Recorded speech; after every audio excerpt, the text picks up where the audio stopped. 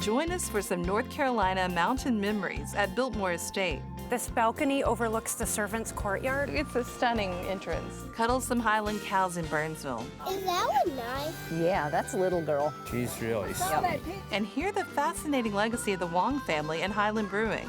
Everybody can share a beer and have fun. It doesn't matter where you come from. It's all on My Home, coming up next.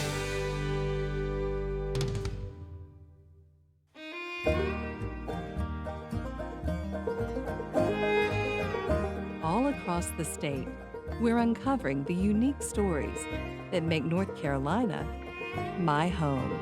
Come home. Come home.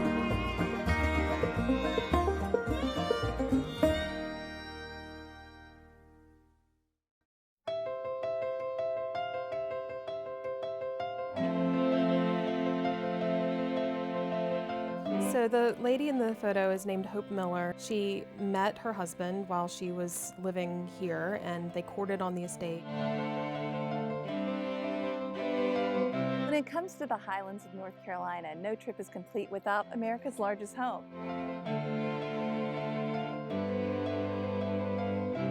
Biltmore has a story to tell. So finding this was just like finding a piece of history. And then just to have the further research to find out his story.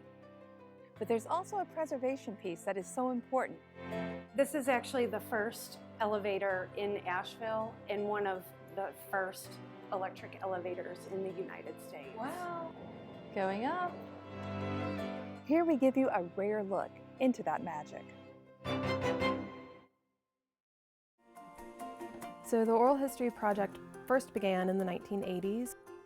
People who had worked here in George Vanderbilt's time around the turn of the century as maids and other people who worked in Biltmore House. The project has evolved to encompass a lot of people who grew up on farms who still have memories of living here. This is the pet deer who belonged to Rule Austin, who was a gentleman I spoke with a few years ago. And there are other photographs that he shared where Jim is kind of sitting down like a dog and then jumping up to have a Jim the deer. treat. Yes, Jim and okay. this deer is named Jim. This is a photograph from the Holt family. This is from a house that was near Deer Park, where the Deer Park restaurant is today. And this was their Christmas card. This is a family that was involved with the dairy. They worked here for a long time and they would host a lot of holiday parties. Ms. Miller came on her 92nd birthday with her daughters. They had this photo taken of themselves in front of Biltmore House, and a little while after this was taken, he shipped off to go fight in World War II. He would carry this photo around in his pocket, and you can see the crease lines from where it was folded. And he would tell people that this was his house back in North Carolina. And what would people say to him? I'm not sure. Yeah, it seemed like for a lot of families who worked here as farmers that weekends were a time where they could be together with family and relax and get together with other families who lived here. Biltmore, among historic house museums, Biltmore is really lucky that we have so much documentation and so much in our archives, but there is a lot that does not make it to the written record, like how it would have been to live here and a day in the life and the daily routines of families here.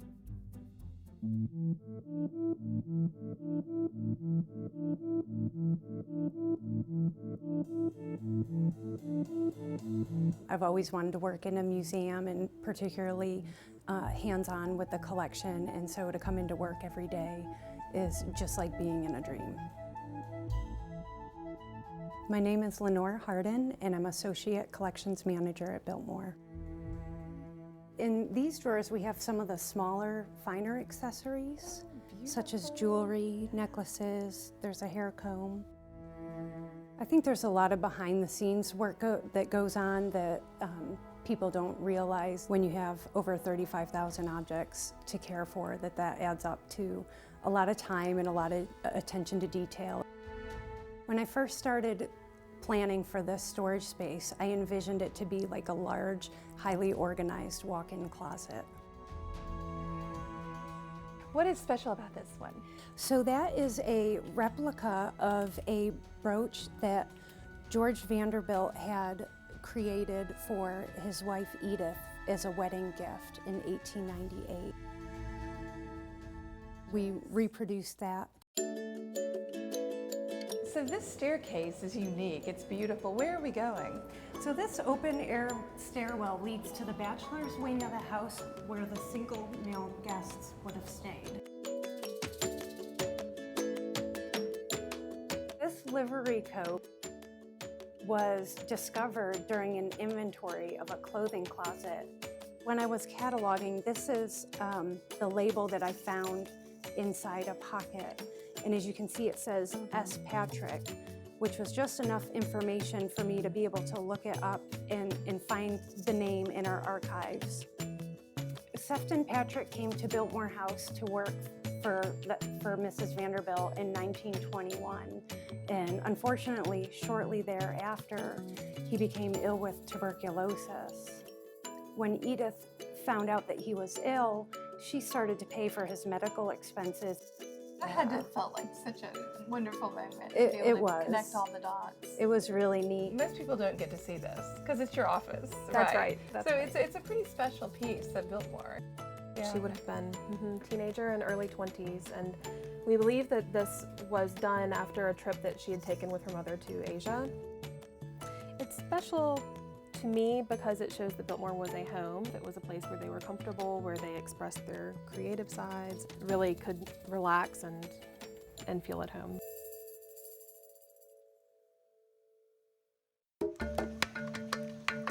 Puppetry is a kind of magic. It's very related to the world of magic and illusion.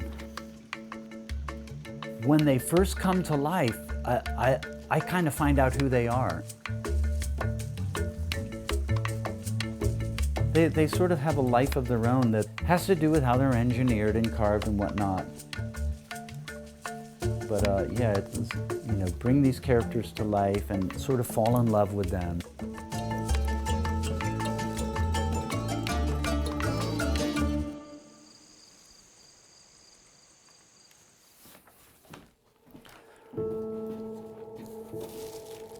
About 2 years ago, right around the time my mother died, she was a bird watcher, and my youth was spent photographing birds. And that inspired a whole show about how she inspired me in nature. She did that for me as a child. And so I dreamt about a flock of pelicans.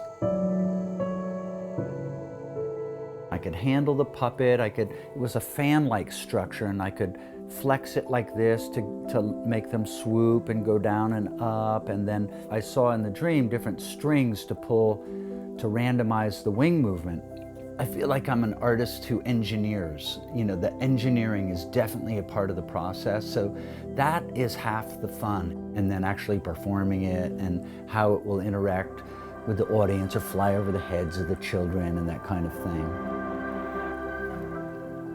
I started with marionettes, but very quickly I became attracted to these rod puppets, this older 19th century style, which is not really done this way anymore. She's carved out of holly.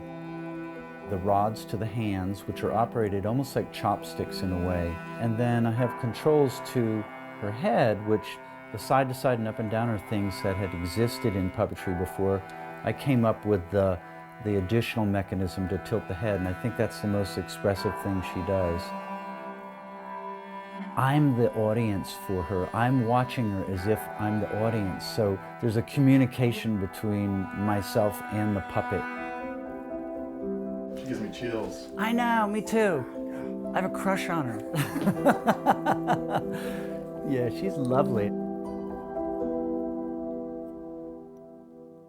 The first puppets I made were made out of wood, and so you had to joint the puppets and think about how they would be manipulated. I decided I would try working with carving foam rubber. The animation and the jointing is just built right into the material. And once I carve this, it can be very realistic. Actually learned this technique visiting Jim Henson's studio when I was applying for work on the movie The Dark Crystal. They were using it for incidental things, props and things, but I was interested in just working with the raw foam and not covering it, just painting it. When I first got started, I wasn't very careful with all this mess, and I had a dream that I was eating a foam rubber hamburger, and the next day I found some of this in my mouth. I went, okay, I gotta clean my act up a little bit here. Everyone has their own kind of intelligence. Some are great musicians or linguistic or interpersonal, and I'm a visual spatial person. My grandfather was a New York businessman, and he couldn't believe that his grandson would be a puppeteer. That grandfather used to break my father's crayons as a little boy because there were artists in the family, but they squelched that. And my own father, he was not excited about his son becoming a puppeteer. I think he finally got it toward the end. He worked at the New York Stock Exchange. I told my friends that my dad sold socks and bonnets. I take these shows, go all over North Carolina, but then all over the country. I'll often go into a library or school and there'll be older kids and they're sitting there like this and like, we are not going to like this. You might initially get into it because how it's done mechanically, then they'll get into the beauty of it. That's part of the appeal of creating puppets, is that they're kind of transformational. They want the experience to be something of wonder. And quite often they'll tell me that when you were doing that eagle and flying over me, you like turned invisible. I love that. Okay, got to rest. Yeah. When I was getting into this, I thought I was getting into just performing and making a living, but then it became all of these other layers unfolded, and I saw what a powerful medium it was. I'll do a performance for the kids, and then we'll go into a classroom. They will learn more about engineering, from making something out of cardboard and string and straws and engineering them and using their hands. I can't remember a lot of those lessons that I learned in math, but when you combine the arts with education, that just sort of deepens that experience. They'll remember that their whole life. So I really love teaching puppetry, especially shadow puppetry. You're working in a two-dimensional world, so the silhouettes have to be created so that they read properly. And the little characters are articulated and jointed. This is just a very simple shadow puppet made out of cardboard, little brass fasteners like so, and you want them to have a little bit of movement and animation. Working with the rods horizontal, perpendicular to the screen like that, allows the rods to mostly disappear. A couple of years ago, the Avett brothers approached me about making a music video for them. I created this for a song called Bring Your Love. The puppets were filmed, and then in the computer, the silhouettes were plucked out of the white background, and so they could be placed against other backgrounds then. It's a little story that I sort of read into the lyrics. It's not what they intended at all. But it turned into quite a lovely piece. The whole thing has real film-like quality, but they all began just by being filmed on this screen.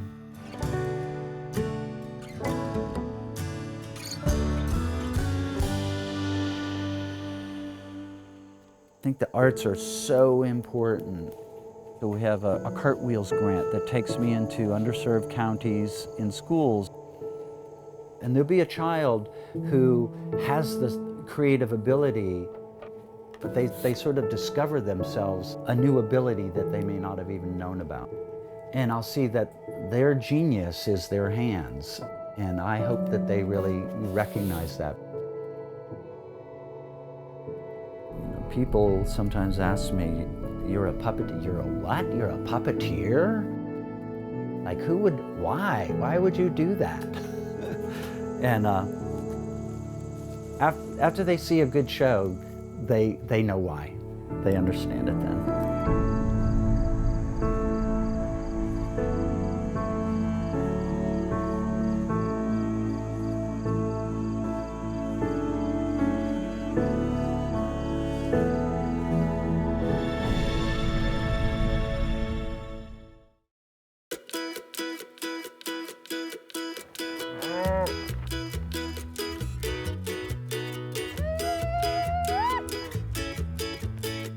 So I think the reason why people are so captivated by the Highland cattle is they're just majestic beasts. Beautiful hairstyle, you know, the horns, it's a bit of a mystery to them.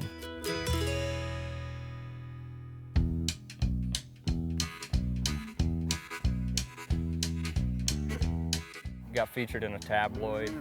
Yeah. I mean, it was a cute story, but... It was just total lies, you know, it was like meet the farmers who cuddle their cows, you know. Yeah, it's all made up. She's so warm. Yeah, hey, I'm Adam Hobson. You like her? I'm Emily. And our home is Burnsville, North Carolina.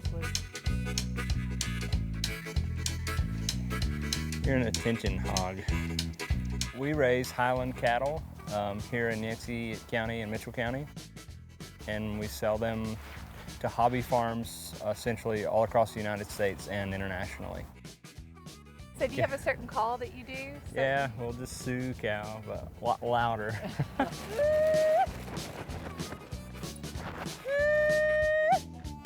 thought that was a pig call. Yeah. Is that a pig call? It's actually it's a type of yodel. Okay. And it came from the Swiss Alps, was the origins of it, and it's just kind of mountain tradition.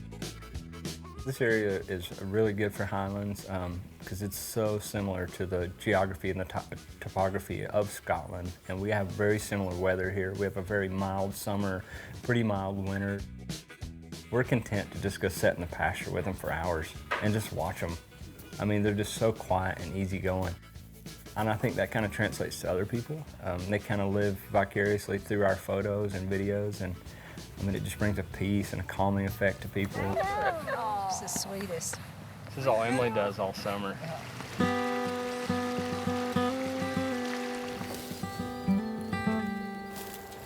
We'll prop that up just for a second. So we first got into Highland cattle in 2014. Adam had lost his job and was just looking for, you know, direction. He'd been praying about what he was supposed to do next. And I've always wanted one for a pet. So I just started looking online. Originally we were going to buy 2 or 3 and we went to look at them and we picked out a few. And he's like, oh, I'll make a deal on all of them. And we're like, what are we going to do with 24 cows, you know? And we ended up getting 2 big trailer loads of cattle the day that we were finishing our fence up. And then, so we put them in the pasture and we wake up the next morning and all the cows are gone, every last one of them. Got them all back in and then refixed the fence, and I patched it with just old wood pallets. And I left it that way, just, you know, kind of as a reminder to me to, you know, to keep your fences fixed. You just fix the fence however you can at the time. Come on, come. Let's go. And we've had, you know, over 300, maybe even 400 head of cattle total in that amount of time. You're such a baby. And we realized very quickly that we're not going to be able to do beef. Like, we're way too attached to these animals. Best friends forever, huh? We never had any intentions of like trying to be popular or to grow any kind of internet success or whatever. It just all happened organically, and like we just kind of like hung on and were like, what is going on here? During that whole period of time, it was really the first transition of the farm. We started getting a lot of emails and phone calls and things. We had kind of started like a Facebook, Instagram page that time. We had 1 photo. And so I was holding it up and kind of had his legs propped up and had my hands around him. And afterwards, looking at the picture, like, man, this thing looks like a teddy bear. Like, we need to put this on the internet. And sure enough, the afternoon, we had a viral photo. It'd be really impossible to tell how many views, but it was in the hundreds of millions. We didn't do it intentionally. That's just how we interacted with them. I don't know, I was always, you know, just petting and brushing them. So that's kind of when our business took off. Started to sell a lot of cattle. So we got invited to a lot of events. So we've taken cows many places across the United States. On the way home, we typically, as a treat for the cows, we'll take them out to the beach. And it ends up being a treat more for the beach goers than the cows themselves. And just, I mean, there's so much negativity out there. And it's just nice to be able to share a little bit of hope and a little bit of light to people, you know, just even through a fuzzy little cute cow. It's not about making money, it's just, I don't know, it's just about loving what we do. I don't think we'll ever be rich from doing what we're doing. It's enjoyable, it's an enjoyable way to live, and it makes me happy, and I think it's the same with Emily.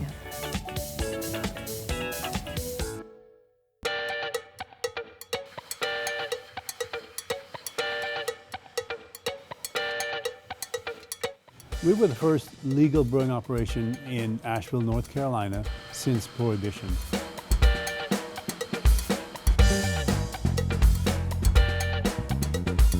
I hear being called Godfather beer a lot from people.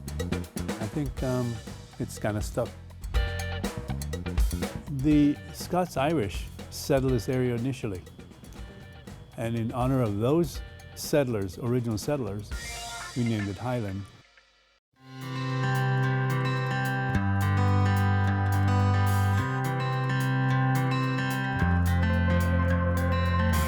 My name is Oscar Wong. My title sometimes is founder. I'm Leah Ashburn, and I'm president of Highland Brewing. There's a lot of beer in the market, and I think that, you know, Dad's sort of American dream story of coming from Jamaica and getting an education here and starting 2 businesses, and then it going second generation to a female. I mean, that's so American. That can't happen anywhere else. I had an opportunity to get into a brewing business. I got going and treated it as a hobby for many years, not making any money, and it took about 8 years to break even. But as now and then, quality and consistency were key. So when you're X-raying a beer, what are you looking for? Well, it's really fill level is number one. Okay. Does it have a cap? The very first beer that we made is an English amber style ale. It was made in 1994. It has morphed over the years. Now it's today's Gaelic ale, which is our biggest selling and most popular beer. This is where we're cooking the beer. We've got raw materials, and the entire brewing process is done in this area. And kegging. We'll do about 45,000 barrels of beer this year. And 45,000 barrels. That seems like a lot of barrels of beer to count on the wall. It's a very long song. Working with Dad is really special to me. It's, you know, I've been his kid, but working as peers, as adults, is a completely different experience. Dad and I talked many times a year for so many years about, you know, how he's feeling about Highland. The trick was, how do I talk her into it without pushing? I mean, again, I've learned way back when, she's like her mother, that way I push hard and it makes it worse. So maybe let it ride.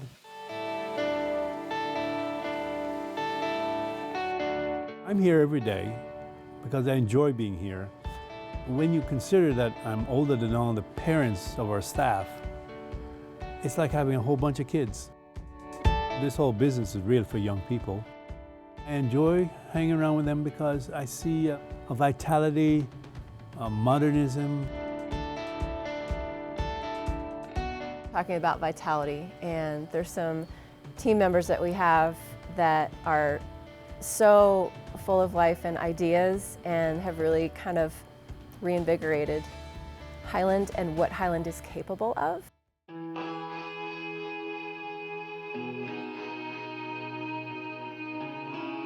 That Highland is more than a brewery to so many people, that just kind of blew me away. I feel like I have these huge shoes to fill. It's been a really big deal to kind of follow in his footsteps and learn that I have to do that my own way. Obviously, everything familial is really endearing, but Leah's her own like independent leader, which is kind of the coolest part. So I'm quite proud of her, and I feel like sometimes wow, our little Pokey that's running around. I knew it. I knew it was going to say Pokey. That was my nickname when I was a baby. I appreciate the trust that he's put in me, and But I also appreciate his input, and I still want that. So I'm so glad that you're still here every day. I will not let him retire. Not that he would anyway. But it's been a special time. Not many people get to experience this.